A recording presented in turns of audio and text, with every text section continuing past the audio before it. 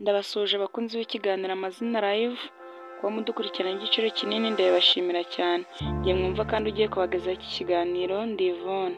Uyu munsi nabateguriye izina ryiza cyane rihabwa umwana w'umukobwa ari ryo Nayira. Ngusaba gukora subscribe, share ndetse na like kugira ntujye ucikwa n'iki kiganiro.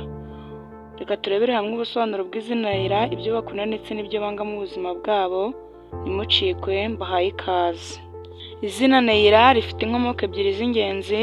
Inkomoko ya mbere ni inkomoko y'Igiheburayo, aho Nayira bisobanura umucyo, umuhangage cyangwa uwaka umucyo w'izuba. Naho inkomoko ya kabiri ni inkomoko y'Icyarabu, aho Nayira bisobanura umucyo w'umugore, ukiranuka cyangwa uzana ururimi n'umutuzo. Nayira bisobanura umucyo, amahoro n'itara riyobora abandi mu rukundo n'ukuri.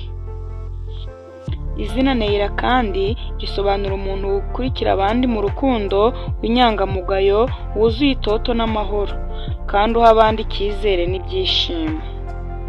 Izina Nayira kandi rigasobanura ubutwari butuje, uburanga bw'imbere n'umuntu utagereranywa.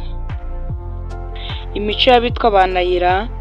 Ba Nayira baba bafite umutima mwiza cyane. Nayira akunda kubona abandi bishimye kandi akagira umutima wo gufasha.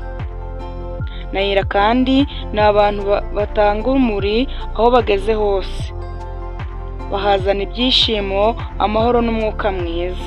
Ba Nayira nanone baba batuje kandi barubaha, bakunda gutuza, gutekereza neza mbere yo kuvuga cyangwa gukora.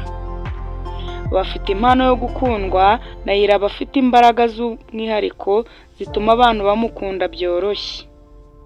Ni abantu b'abanyabwenge, bashishoza, batekereza cyane ku buryo bwo gukora, gufasha abandi no gutuma ibintu bigenda neza. Imyitwarire ya ba Nayira. Ba Nayira bakunda kubaho mu mutuzo, mu mahoro no mu rukundo. Bakunda kugira ibitekerezo bituje kandi bifite icyerekezo. Ba Nayira kandi iyo ari abantu benshi bakunda kumva gushyira mu gaciro aho kurwanira ijambo. Ni umuntu ufite ubwenge bw'imbere, emotion intelligent, azi kwitwara neza mu bihe bikomeye. Nayira kandi akunda ibintu bifite ubusobanuro n'agaciro, si umuntu wihuta adatekereje. Bimwe mu byo ba Nayira bakunda. Ba Nayira bakunda amahoro n'ubwumvikane, bakunda urukundo nyarwo no gufashanya n'abandi. Bakunda ukuri, isuku n'ituze. Bakunda ibintu bijyanye n'ubuhanzi, uburanga n'umucyo. Bakunda kugira umutekano mu mitima no kumenya ko abantu bamukunda by'ukuri. Bimwe mu byo ba Nayira banga. Ba Nayira banga ibinyoma, uburiganya n'abantu batizerwa. Banga amashyari n'intonganya. Ba Nayira kandi banga gusuzugurwa cyangwa gufatwa nk'aho ntacyo bamaze. Ba Nayira yanga umuvurungano n'aho ibintu bidafite gahunda.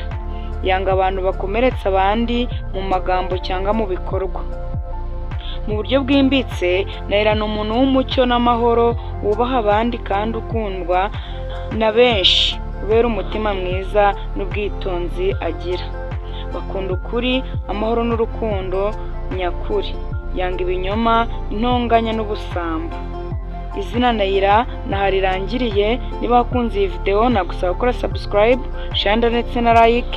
Ufite igitekerezo cyangwa icyifuzo watwandikira muri comment, tukazagusubiza mu kiganiro gitaha. Ntimuzacikwe, mugire ibihe byiza.